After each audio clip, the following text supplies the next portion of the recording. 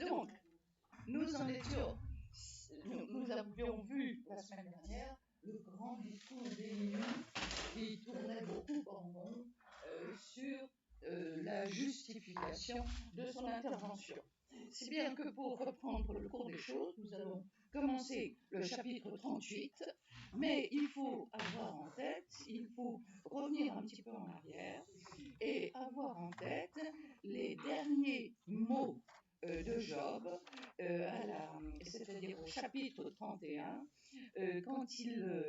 au chapitre 31, les versets 35 à 37, quand il dit quand est-ce qu'il y aura quelqu'un qui m'entende, je vais me présenter comme un chef pour m'approcher de lui.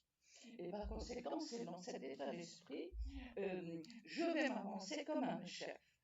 Et il faut à ce moment-là nous rapporter au début du chapitre 38, au verset 1, et nous avons ces premiers mots. Le Seigneur répondit alors à Job au sein de l'ouragan.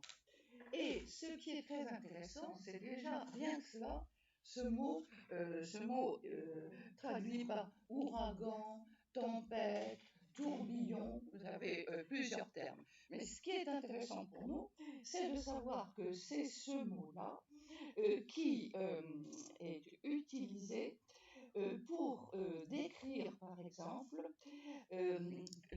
lorsque Élie, le prophète Élie, va monter au ciel, il va monter dans un tourbillon de feu. Et c'est ce mot-là qui est employé. Donc, vous voyez, ce mot tourbillon, c'est pas seulement parce qu'il y a beaucoup de vent qui tourne sur lui-même, c'est évidemment une intervention divine. Donc, derrière la description de la tempête, il faut avoir en même temps cette idée de l'intervention de Dieu. Nous avons aussi cette référence quand le tonnerre injurie la terre. Et par conséquent, ce qui est très intéressant, c'est que la première question, la première chose que Dieu va dire à Job, qui est celui qui, en fait, vous voyez dans la Tob, au verset 2, qui est celui, dans la Tob, qui dénigre la providence par des discours insensés. Alors, je pense que nous avons tous des traductions différentes. Mais ce qui est intéressant, c'est de savoir, c'est pour ça que je travaille sur le texte hébreu, c'est que vous voyez, l'avantage de la Tob. L'autre jour, j'ai eu une étudiante qui m'a dit, je me suis dit, bon, c'est très bien puisqu'elle a envie de lire la Bible. Elle m'a dit, quelle Bible est-ce que je pourrais acheter? Alors, je lui ai conseillé la Tob parce que, si vous voulez, l'accès est plus facile. Et là, nous en avons un exemple. Effectivement, qu'est-ce que Job a fait tout le temps? Il a dénigré l'œuvre de Dieu, il a critiqué Dieu. Et par conséquent, l'expression est claire. Mais le texte hébreu est beaucoup plus fort, parce que le verbe hébreu dit enténébrer. Alors ça, Bertrand, ça doit être vraiment intéressant pour toi, cette expression. Dans un discours, enténébré par un discours. On touche aux profondeurs de l'âme, non? Qu'est-ce que tu en penses? Vous voyez, je trouve que cette dimension-là, enténébrée, montre bien justement la difficulté. Donc, vous voyez, c'est moi, je vois pas le rapport entre dénigrer la providence et enténébrer. Si, parce que dans l'idée de ténèbres, tu as l'idée de déconstruction et de défaire la création. De défaire la création. Tu vois, défaire la création. Dans la lumière, il y a quel est celui qui obscurcit mon plan par les paroles dépourvues de science? Exactement, cette idée d'obscurcir, alors ça nous renvoie à la Genèse. La lumière était dans les ténèbres, et les ténèbres sont aussi. Il y a toujours, ça va plus loin que mot même. Et alors, en plus, on a quelque chose qui est intéressant, c'est que, en fait, nous avons le mot qui est employé, qui est celui qui enténèbre, en fait, le plan par des mots dépourvus de sens. Alors, le plan de Dieu, c'est son œuvre, ce sont ses projets, les pensées de son cœur, la conception que le Seigneur a d'une intervention qu'il projette, et finalement, c'est l'Esprit du Seigneur. Et ça nous renvoie à ce texte, vous savez, à propos de l'Esprit Saint, esprit de sagesse et d'intelligence, de conseil et de force, de connaissance et de crainte du Seigneur. Et alors, nous avons ce terme, les discours insensés, c'est tout à fait insuffisant. Qui est celui qui veut déconstruire l'œuvre de Dieu?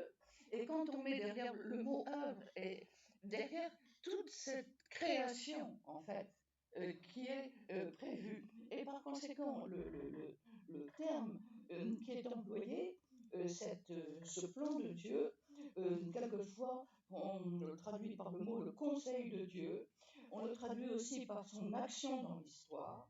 Et effectivement, ce qui est intéressant, c'est que nous avons toujours vu dans tous les discours de Job que Job cherchait voulait qu'on lui prouve la cohérence du plan de Dieu dans l'histoire naturelle de chaque homme et que le Seigneur va, lui, nous montrer une vision globale de la création. Job dit, je veux un rapport personnel, et nous allons avoir une fresque absolument extraordinaire et par conséquent, ce qui est absolument magnifique, c'est que nous avons tout de suite où est-ce que tu étais, et nous allons avoir le tu qui va prédominer pour justement remarquer que cette sagesse de Dieu va être tout à fait extraordinaire. Alors, dans ce grand discours de Dieu, ce qui est intéressant, c'est le déplacement de l'axe du dialogue, qui atteste à la fois de l'intention éducative de Dieu et sa volonté de ne pas entrer dans le système d'image dans lequel Job s'est enfermé. Dieu juge, Dieu, on ne le voit que comme un juge méchant, un juge cruel, un Dieu hostile, autant de représentations que nous avons vues et que nous avons entendues, qui nous ont choqués dans les discours, mais qui est la force du livre de Job, c'est-à-dire de faire que l'homme puisse exprimer sa révolte. Et ce travail véritablement d'accouchement de sources enfouies, bouchées. Et en fait, ce qui est intéressant, c'est que la réponse de Dieu ne va pas se faire au niveau de l'imaginaire, mais au niveau du réel. Au niveau du réel, c'est-à-dire au niveau du monde créé, au niveau du monde qui nous environne et qui est sous nos yeux. Et ça correspond très très bien à ce que saint Paul nous dit dans la première épître aux Romains. Depuis la création du monde, ses œuvres rendent visible à l'intelligence ce qu'il a d'invisible, sa puissance éternelle et sa divinité. Dans l'Épître aux Romains, au chapitre 1, verset 19, ce que je trouve formidable, c'est justement ces œuvres, c'est-à-dire le monde qui nous entoure, rendent visible à l'intelligence ce qu'il a d'invisible. Et par conséquent, c'est intéressant parce qu'on voit à quel point l'intelligence de l'homme est questionnée par la réalité du monde et par la compréhension du monde créé. Et vous voyez, ce que je trouve formidable, c'est qu'il y a dans cette problématique une actualité tout à fait extraordinaire avec le problème du climat, dont on nous parle constamment. Et dans la lecture du livre de Job, on se rend compte de l'importance des faits naturels, alors que lorsque je faisais mes études, on on passait ça absolument sous silence. Et si bien que ce qui est intéressant quand Dieu lui pose, vous voyez, la question, où étais-tu quand je fondais la terre? D'où viens-tu? Où étais-tu? C'est que le Job de questionneur, Job qui disait je vais m'avancer comme un chef, eh bien maintenant c'est lui qui est interrogé. Et ce qui est intéressant, c'est, vous voyez, sur le plan théologique, l'altérité fondamentale entre le Dieu tout-puissant créateur et puis Job qui est là. Donc c'est très intéressant aussi pour nous, chacun, sur le plan personnel. Et alors, à ce moment-là, en fait, l'ironie affleure dans les paroles de Dieu quand il dit « Fais-moi savoir », en fait, c'est comme cela, fais-moi savoir où tu étais au moment où je fondais la terre. Ce qui est intéressant aussi, c'est que quand on a fais-moi savoir, en fait, le verbe hébreu qu'on traduit par savoir, plus exactement connaître, suppose évidemment toujours pas seulement une connaissance intellectuelle, mais aussi une connaissance affective et spirituelle. Et par conséquent aussi une communion. Donc, si vous voulez, ce qui est intéressant, c'est que la force du vocabulaire hébreu, c'est de suggérer derrière des mots qui forcément sont traduits en français, mais de suggérer qu'il y a derrière toute cette problématique et cette foi dans l'alliance. On a vu que dans le livre de Job, c'est pour ça qu'on dit que c'est un livre œcuménique, il ne parle pas d'Israël, il ne parle pas de Moïse, il ne parle pas de l'alliance en tant que telle, il ne parle pas du temple de Jérusalem, il ne parle pas des sacrifices. Mais pourtant, quand il dit « fais-moi savoir où tu étais », à travers ce terme « savoir », il y a ce verbe qui fait qu'il y a un lien entre le tout autre, le tout-puissant, et sa créature. Donc il y a un lien d'amour qui existe. Alors, nous commençons et nous allons voir la création qui va être racontée par Dieu. Et nous voyons que nous allons voir l'équilibre, l'ordre, la stabilité cosmique pour que demeure inchangé le dessin des constellations. L'image, vous voyez, l'organisation de la Terre. Où étais-tu au verset 5? Où étais-tu quand je fondais la Terre? Qui a posé ces mesures? Le saisis-tu? Vous voyez, alors il rappelle donc la création de la Terre. Et nous avons en même temps cette image d'une terre qui est fondée sur des piliers et avec une allusion à la pierre d'angle. Alors évidemment, si on transpose, il y a évidemment une lecture aussi, mais une transposition, une interprétation, l'image du temple de Jérusalem. Vous voyez, c'est l'interprétation postérieure. Avec l'image de la pierre d'angle qu'on retrouve dans le psaume 118, la pierre que les maçons ont rejetée est devenue la pierre angulaire et face dont Jésus se sert au moment de son entrée lui-même à Jérusalem. Alors, ensuite, il y a sur les éléments du cosmos, nous avons ici donc au verset 5 les fondements de la terre et au verset 12, as-tu commandé au matin et connais-tu le lieu de l'aurore? Alors nous avons évidemment l'évocation au verset 12 du chapitre 38. Alors, as-tu un seul de tes jours commandé au matin et assigné à l'aurore ton poste?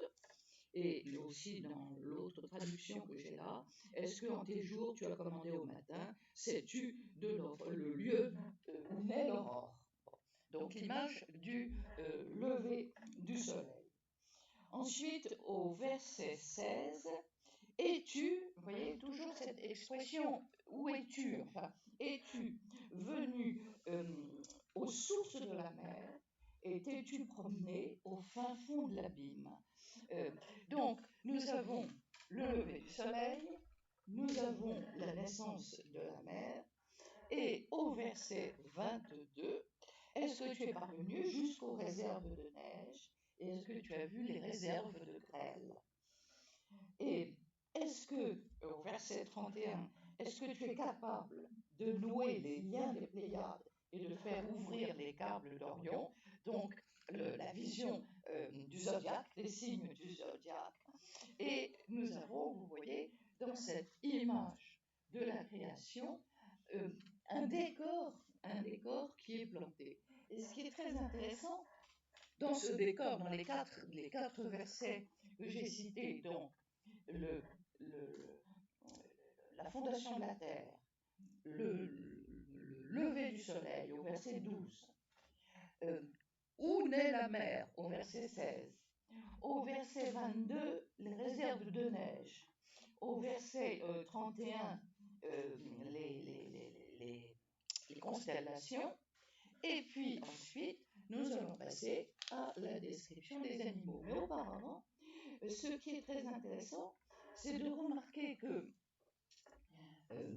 le Dieu invente des piliers pour poser sa pierre d'angle, tandis que les étoiles acclament l'œuvre de Dieu, que la terre donne naissance à la mer qui jaillit du sein maternel, et Dieu lui donne la nuée en guise de vêtements et en même temps le brouillard en guise de l'ange. Ces images-là, je crois que c'est au verset 16, non, ça, perdu la référence des langes, mais je trouve que c'était tout à fait extraordinaire, justement, sur cette image de la poésie. Les versets justement 22 jusqu'au verset 30. Voilà.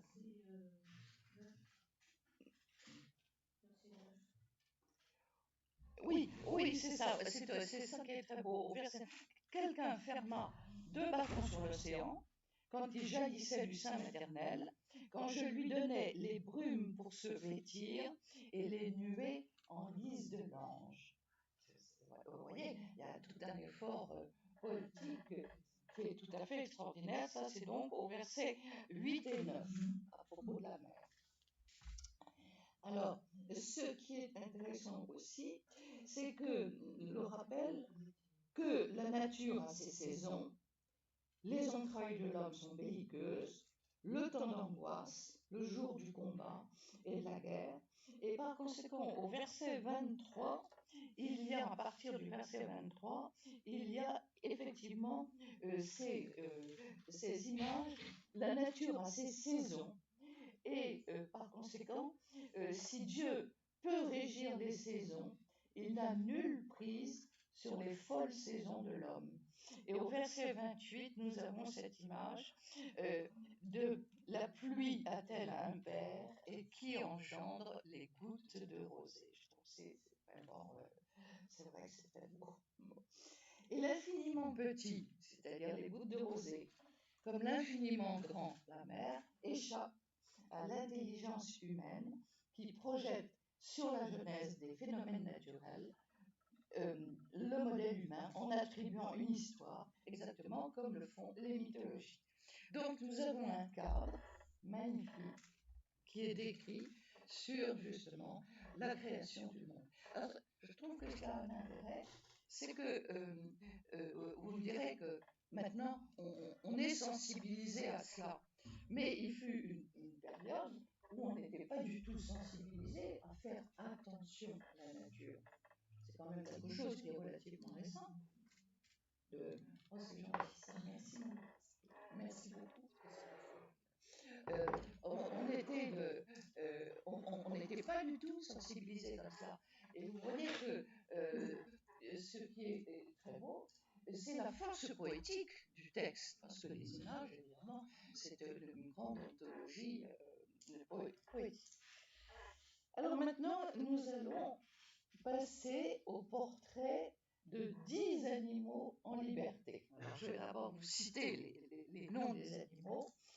Donc, vous avez le lion.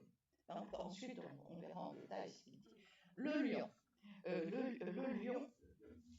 le lion, la lionne, voilà, les lionceaux, donc la famille lion. Si je faisais ça avec mes petits-enfants, je dirais il y a la famille lion. Bon. Ensuite, il y a la famille corbeau. Pourtant, c'est pas très joli, le corbeau, mais il aurait pu choisir un plus bel oiseau. Et puis alors après, vous avez la famille bouquetin, biche. Alors pendant qu'on y est, les chamois, les chevreuils, enfin toute cette série d'animaux. Et puis, ce qui est très intéressant, c'est que au chapitre 39, au verset 5, nous avons une grande importance qui est donnée à l'âne sauvage, ce qu'ils appellent l'onagre. Bon. Et l'onagre a une particularité, déjà que, moi je vois quand je vais en savoir, il y a toujours le jour de la fête du village, la course d'âne. Alors on voit les malheureuses filles du village sur les ânes qui se battent, etc. Déjà, monter un âne, c'est pas si facile que ça, faire bon, mais l'onagre, justement, l'âne sauvage, ben, il n'y a pas moyen du tout. Et donc, la question qui est posée ici, qui a mis en liberté l'âne sauvage et qui a dénoué ses liens de telle manière que personne ne puisse le dresser. Et du coup, Dieu dit, je lui ai donné la steppe pour maison et la terre salée pour demeure. Au verset 6, au chapitre 39, au verset 6. Donc, nous avons ensuite, nous avons un animal inutile. Et alors, il y a beaucoup d'humour parce que, vous voyez, regardez ce qu'il dit, il se rit du vacarme des villes et n'entend jamais l'ânier, c'est-à-dire celui qui le monte et qui le dresse, vociférer. Il explore les montagnes et son pâturage en quête de la moindre verdure. Autrement dit, l'onagre, qui est tout à fait inutile, mais qui jouit de la liberté. Alors, avec la question, on pourrait se dire, mais dans le fond, à quoi sert-il? Et bien voilà, Dieu lui a donné le privilège de ne pas être domestiqué par l'homme. Alors ensuite, nous avons effectivement, alors vous remarquerez que ce qui est très intéressant, quand vous relirez tout ce discours, c'est de remarquer à chaque fois le tu. Parce que c'est vraiment, il pose la question au verset 4. Où est-ce que tu étais? Au verset 12, as-tu vu un seul de ces jours quand j'ai commandé au matin? Au verset 16, es-tu parvenu aux sources de la mer?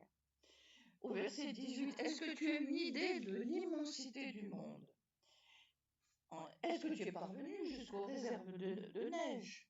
Est-ce que, justement, est-ce que tu peux reconstituer le tracé des constellations?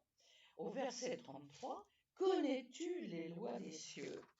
Et avec toujours cette idée, justement, est-ce que c'est toi qui chasse la lionne, etc. Alors, il y a aussi une chose qui est intéressante, c'est que nous avons tout à fait, je reviens un petit peu en arrière au chapitre 38, les versets 36 et 37, nous avons l'ibis qui symbolise la sagesse et le coq qui symbolise l'intelligence. Alors, ce qui est intéressant, c'est que l'ibis qui symbolise cela, c'est tout simplement le souvenir de l'Égypte, parce que l'ibis annonce les crues du Nil et le coq aussi, et par conséquent conséquent, il y a toujours cette image, justement, de rappeler, justement, le, le-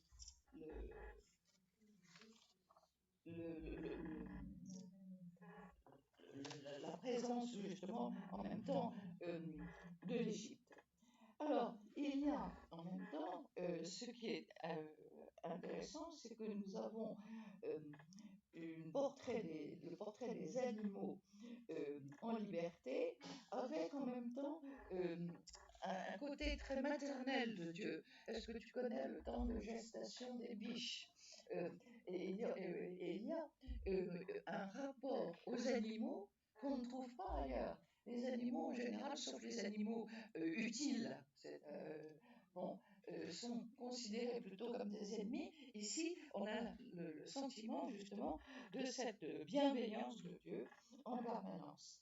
Et alors, en plus, ce qui est très intéressant, c'est que nous avons le buffle, le bison. À quoi est-ce qu'il sert? À quoi est-ce qu'il sert? Parce que au chapitre 39, au verset 9 et 10, parce qu'il a une force énorme, et c'est quand même très dommage, parce que si on pouvait s'en servir pour labourer, eh ben, ça serait un instrument, ça serait un trappeur absolument extraordinaire. Est-ce que parce que sa force est grande, tu lui feras confiance et que tu lui abandonneras sa besogne? Est-ce que tu pourrais compter sur lui pour engranger ta récolte? Alors nous avons l'image de l'autruche. L'autruche qui est absolument... il y a l'autruche... oui, si je reprends dans la liste des animaux, il y a l'autruche, la cigogne, le cheval, l'aigle et l'épervier. Alors l'autruche au verset 13. L'autruche bat allègrement de l'aile. Je ne sais pas si il y a une pub à la télévision en ce moment où on voit une autruche qui est derrière une voiture. Et effectivement, l'autruche, elle est vraiment stupide, avec sa ridicule petite tête et puis ce corps. Mais alors, justement, avec la comparaison avec la cigogne, parce qu'on a énormément de noms d'oiseaux. J'avais quelqu'un qui m'avait demandé pour le catéchisme qu'il faisait aux enfants, et je trouvais que c'était très astucieux, tous les noms d'oiseaux dans la Bible. Et on a par exemple les hirondelles, les mésanges, les moineaux, et puis les gros oiseaux, c'est-à-dire l'aigle, le gibet, les oiseaux terrifiants. Mais ici, ce qui est très amusant, c'est qu'on a l'autruche. Donc ça prouve bien qu'elle existait, qu'ils envoyaient. Et quel dommage qu'elle n'ait pas justement les ailes de la cigogne et ses plumes. Et alors, il montre qu'elle est vraiment stupide parce que au lieu de couver comme dans un nid ses œufs, elle les laisse par terre, elle les abandonne, et c'est pour le maximum de bêtises, puisque effectivement, ces œufs peuvent être écrasés par n'importe quel pied, mais elle a quand même. Donc, elle est dure pour ses petits, comme s'ils n'étaient pas les siens. Et, mais elle ne s'inquiète pas d'avoir peiné en pure perte.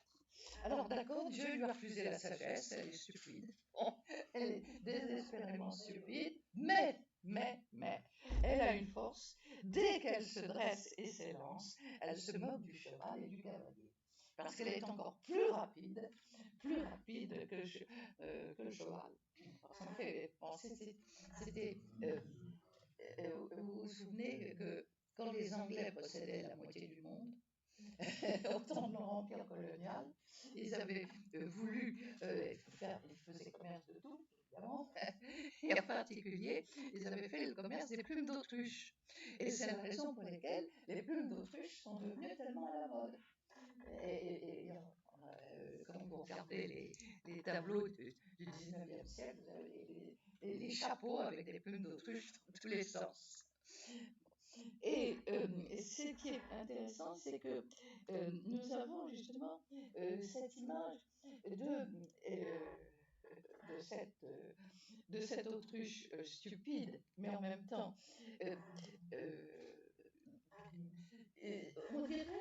on dirait que c'est vraiment euh, que l'auteur, il est dans l'esprit, par exemple, de Buffon et des analystes qui commencent à faire, si vous voulez, des classements parmi les animaux pour essayer de repérer. C'est presque un manuel de sciences naturelles pour étudier les catégories d'animaux avec leurs qualités et puis leurs limites. Et nous avons, chose qui est très étonnante, c'est-à-dire du verset 19 au verset 25, un éloge du cheval extra. C'est le seul endroit dans la Bible où on a de tels compliments sur le cheval. Alors, vous remarquerez au verset 19, aise-toi. Hein, il parle à Job. Il remet, à chaque description qu'il nous fait, il remet Job au centre. Est-ce que c'est toi, vous voyez, pour l'impliquer. Est-ce toi qui donne au cheval la bravoure, qui revêt son cou d'une crinière et qui le fait bondir comme la sauterelle. Et alors, en fait, l'histoire du cheval, c'est que le cheval est l'animal des vainqueurs. Et l'animal des vainqueurs, on a, en particulier si on se rapporte au chapitre 14 de l'Exode, on a cette disparité entre un petit groupe d'hommes sans armes, sans moyens pour partir, face à l'armée de Pharaon avec ses chars et avec ses chevaux. Et ce qui est très intéressant dans l'Exode, c'est que les chars s'embourbent et par conséquent, et les chevaux ne peuvent plus avancer. Et le cheval est toujours considéré comme l'ennemi. Parce que les rois aux alentours sont plus puissants, se présentent toujours comme des guerriers qui vont écraser Israël. Et c'est le seul endroit, alors que dans les textes grecs, on a très souvent de très beaux textes sur le cheval, et ici c'est le seul endroit dans la Bible.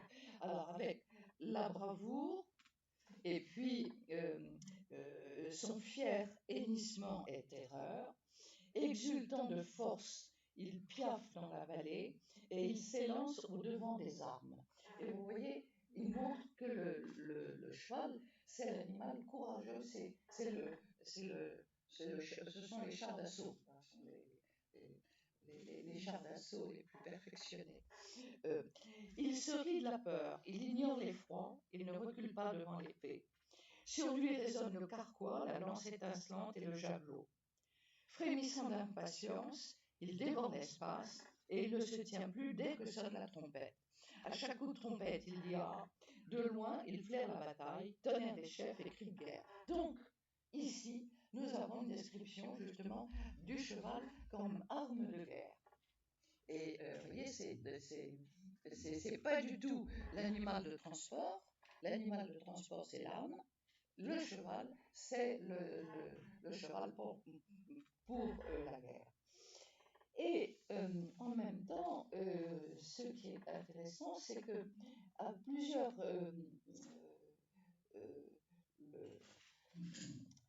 il faut quand même reconnaître que dans cette description qui est très belle, il faut quand même rendre hommage à Job, parce que quand vous vous rappelez les chapitres 9 et 10, Job rendait hommage à la création.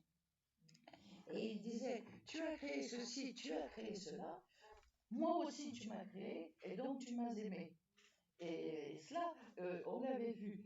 Et évidemment, il faut, à aucun moment, Job, dans ses discours, n'a reproché à Dieu l'œuvre de la création. Au contraire, il l'admire.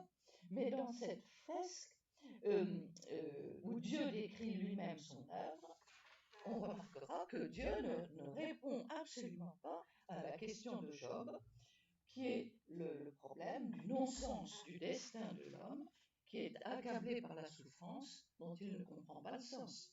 Si vous voulez, Dieu, simplement décrit. Et il décrit le monde dans lequel nous sommes. Et par conséquent, ce qui est intéressant, c'est de voir que il veut montrer pourquoi est-ce que le poète qui a composé ce poème agit comme cela, c'est qu'il veut montrer à Job les limites de son pouvoir et de son savoir. Job ne dispose pas de la faculté de découvrir,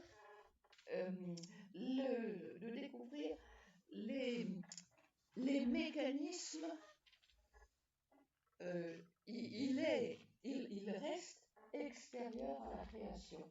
Il faut qu'il voit et qu'il apprenne petit à petit à comprendre le mécanisme.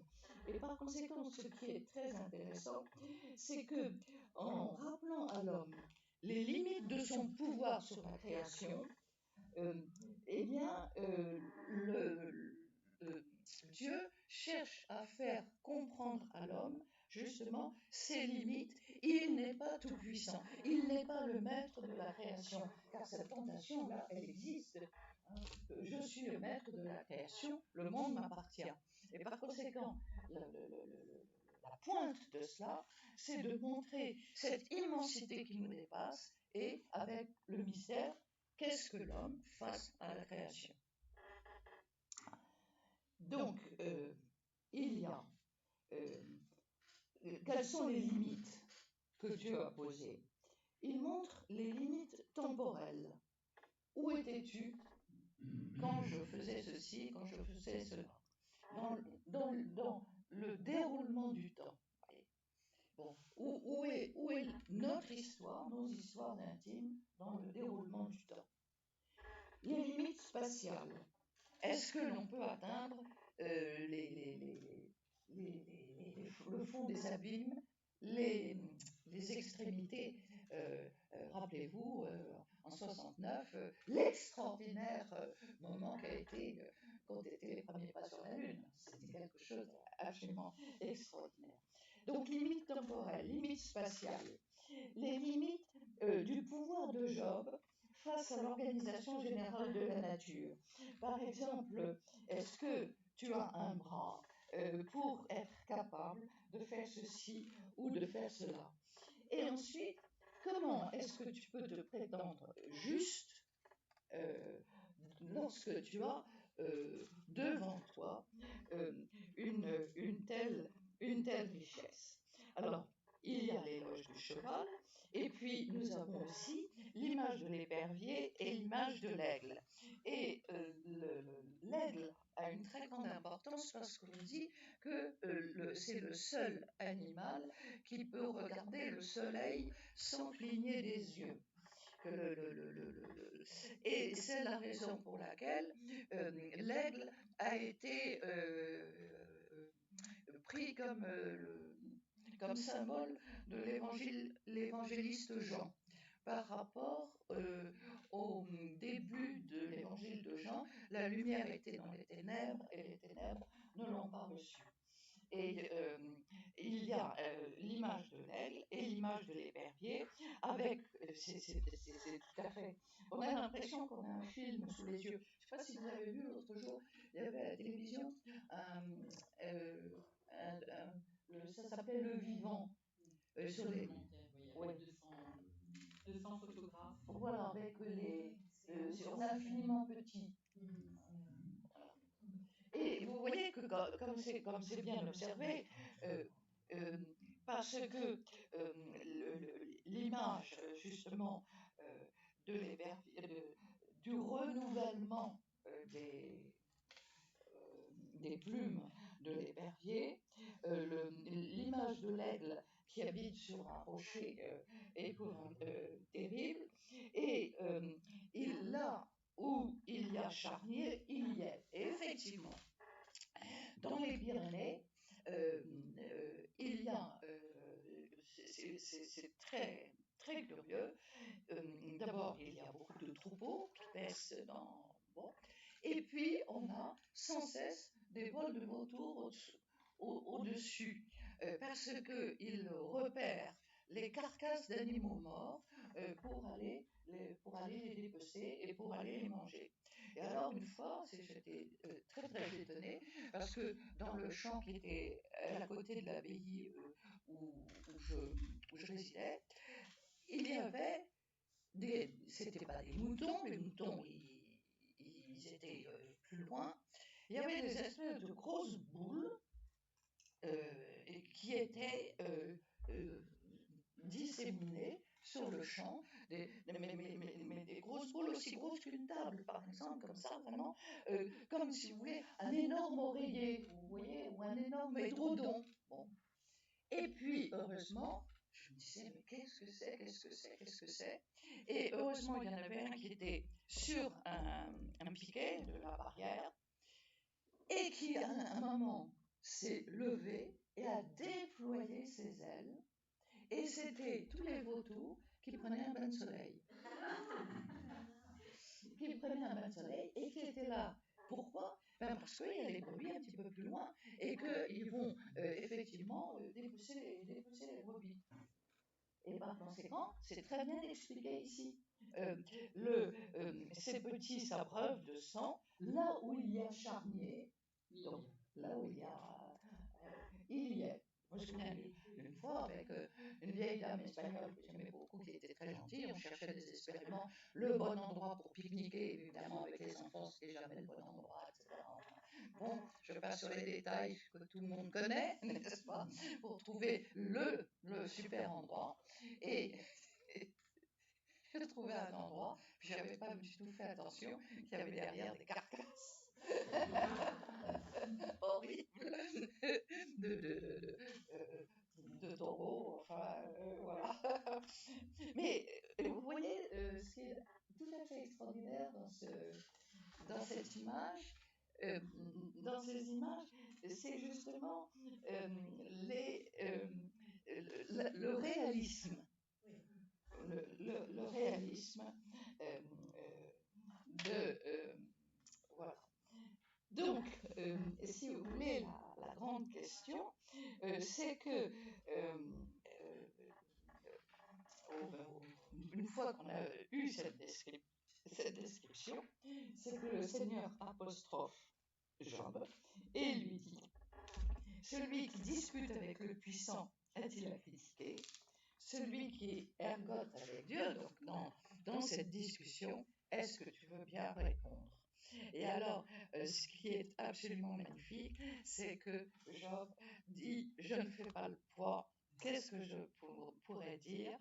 Je mets la main sur ma bouche, absolument comme un enfant qui a dit une bêtise. L'image, elle est absolument magnifique. J'ai parlé une fois, 2 fois, et je n'ajouterai rien. Et ça nous renvoie justement dans la Genèse au chapitre 18, qui est tout à fait aussi la même chose, avec Abraham reprit et dit: je vais me décider à parler à mon Seigneur, moi qui ne suis que poussière et cendre. Vous savez, dans cette grande discussion, quand Abraham dit à Dieu: mais comment tu ne vas quand même pas supprimer le juste avec le pécheur? Et là, nous avons, et ce qui est magnifique, c'est que c'est la première fois que Job fait cet acte d'humilité. Je ne répondrai pas, je reconnais que je ne peux pas, répondre. Et aussi, ce qui est aussi impressionnant, c'est que nous avons la même chose dans Isaïe, au chapitre 6, au verset 5, vous savez, au moment de la vocation d'Isaïe, qui a une vocation, une vision du temple, et à ce moment-là, il dit: malheur à moi, je suis un homme impur. Et avec cette idée que pour annoncer la parole de Dieu, il y a l'ange qui va venir lui brûler les lèvres, lui purifier les lèvres pour annoncer la parole de Dieu. Et là, voilà. Alors, ça serait quand même sympathique que vous preniez la parole et que vous disiez un petit peu comment vous réagissez à cela.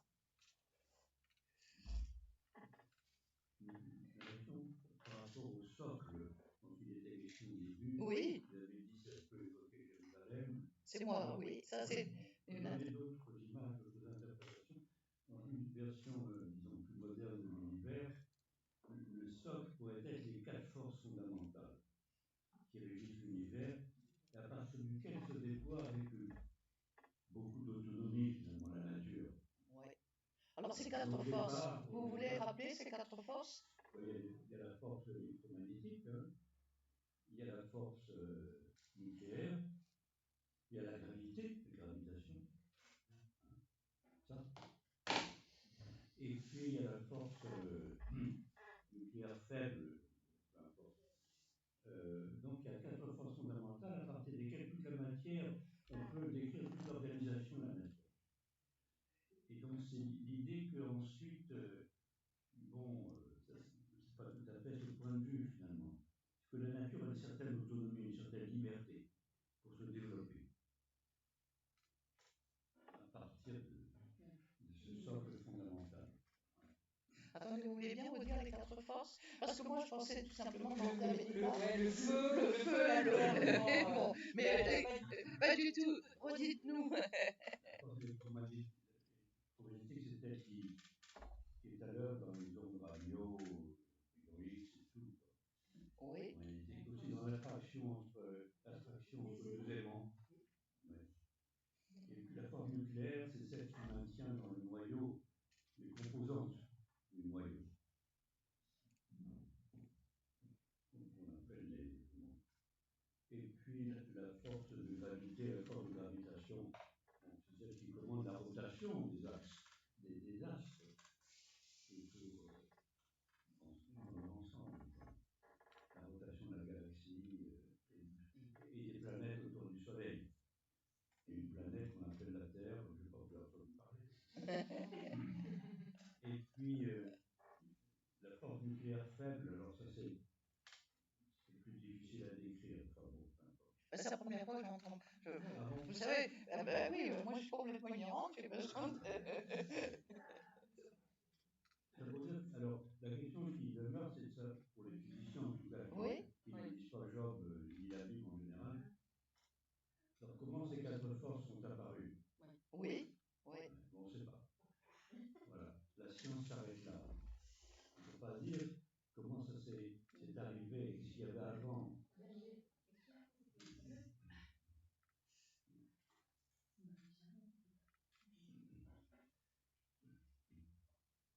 J'avais une remarque beaucoup plus terre à terre. Au fond, Job s'est pris pour le centre du monde et il ne l'est pas. Oui. Il s'est donné une importance qu'il n'avait pas. Oui. Tout à fait. Oui. Oui, mais là, je trouve que je ne vois pas bien l'intérêt de ce chapitre. Je ne vois pas bien parce que Job, il a un problème qui l'affecte lui. Il est malheureux, lui. Dire que le monde, il ne le comprend pas, oui, mais ça n'explique pas quand même sa douleur. Non. Là, on a l'impression que Dieu va écraser Job en montrant sa puissance.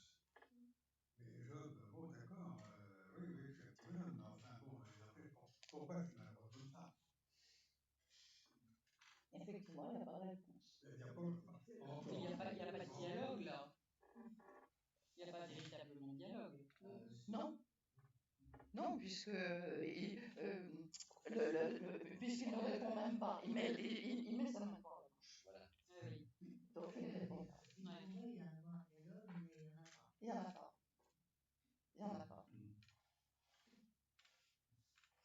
C'est très dissymétrique finalement, parce que Dieu y écrase un peu Job de sa puissance. Ah ben là, oui, absolument. Voilà, c'est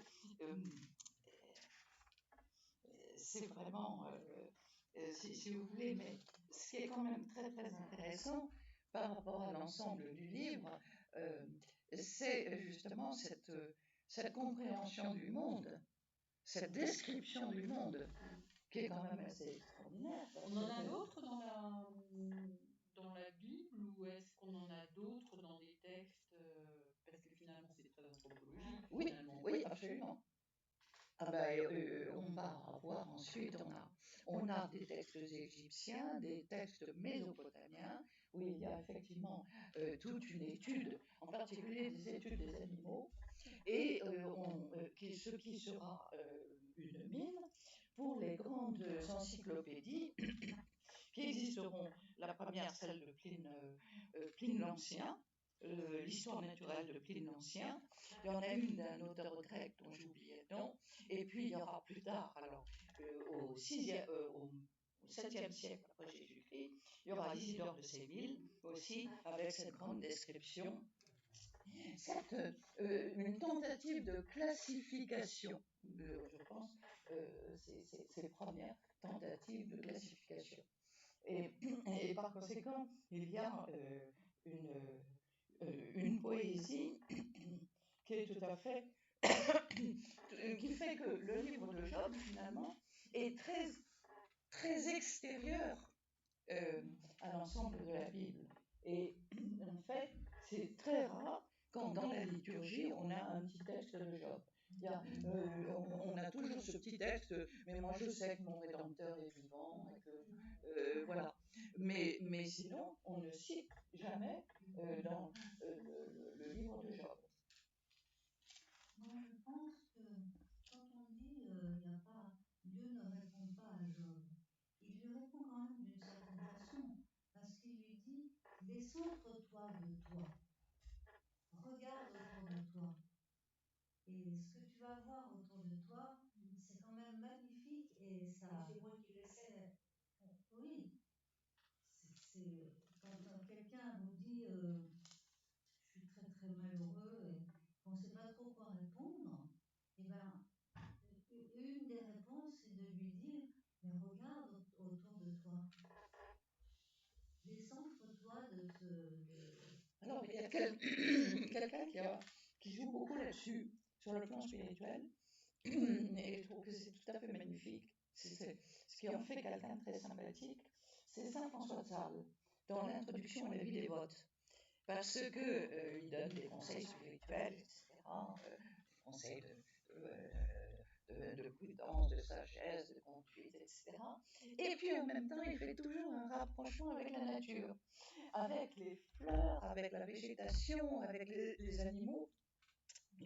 Les animaux sont très présents dans l'introduction à la vie dévote. Alors, évidemment, dire il faut lire l'introduction à la vie dévote, tout le monde pousse des hauts cris en disant qu'est-ce que c'est que ce truc affreux, mais, parce que le terme est désuet. Bon. Mais c'est absolument passionnant parce qu'on a une attention à la nature qui est tout à fait remarquable. Et avec, c'est un sentiment qui est relativement moderne, parce qu'auparavant, il n'y a pas cette même attention à l'animal.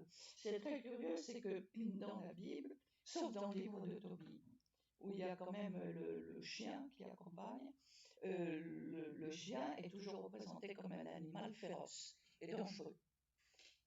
Alors que dans l'Odyssée, c'est le chien qui reconnaît Ulysse. Alors, la prochaine, alors on a encore, on est aujourd'hui le 1er juin, donc on a le 8, le 15 et le 22, on a encore 3 séances. Donc la prochaine fois, là, nous terminerons. Il serait bon, quand même, qu'il y ait une conclusion des uns et des autres, et de savoir aussi ce que vous aimeriez faire, peut-être.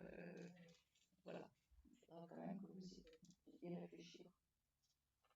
Et peut-être, ce qui serait intéressant, c'est que on puisse faire ensuite la collecte des passages.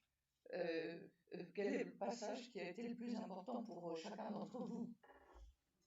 Je pense que ça serait intéressant comme mise en commun, que chacun dise voilà ce qui m'a touché, et voilà ce que je n'ai pas du tout aimé, voilà ce que je vais retenir, si vous voulez. Quand j'emmène mes petits-enfants voir, enfin quand je les emmenais, parce que maintenant ils sont trop grands,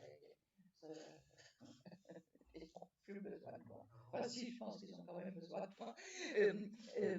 Quand je leur disais dans cette salle, vous regardez, vous choisissez un tableau, vous les regardez, puis vous choisissez celui que vous préférez, et à ce moment-là, vous vous intéressez uniquement à celui que vous préférez. Et je crois que c'était très important pour qu'au moins ils mémorisent au moins une image. Voilà, bah écoutez, on va peut-être. Et est-ce que c'est pas ce qu'on appelle la transcendance? Si, bien sûr. La transcendance, vraiment exprimer la transcendance du Dieu créateur à l'intérieur de l'Alliance. À l'intérieur de l'Alliance, parce que il y a, si vous voulez, c'est encadré avec du sein de l'ouragan, c'est-à-dire du sein justement de l'ouragan, c'est-à-dire de cette espèce de lien indescriptible, incompréhensible qui relie la créature à son Dieu créateur, et en même temps avec, quand il dit, qui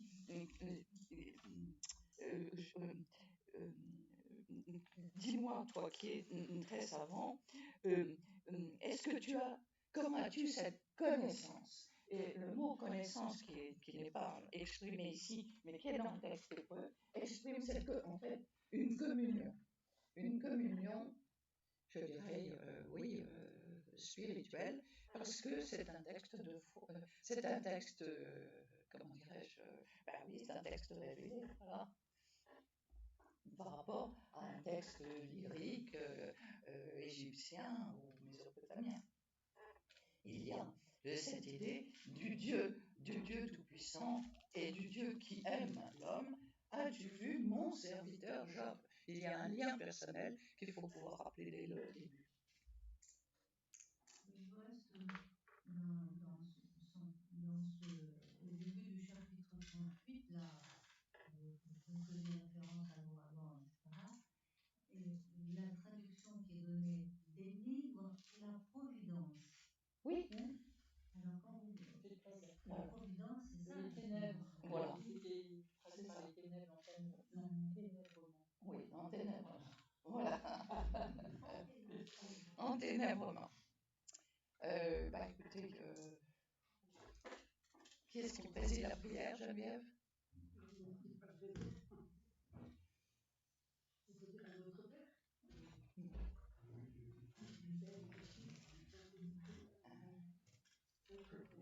Qui est aux cieux, que ton nom soit sanctifié, que ton règne vienne, que ta volonté soit faite sur la terre comme au ciel. Donne-nous aujourd'hui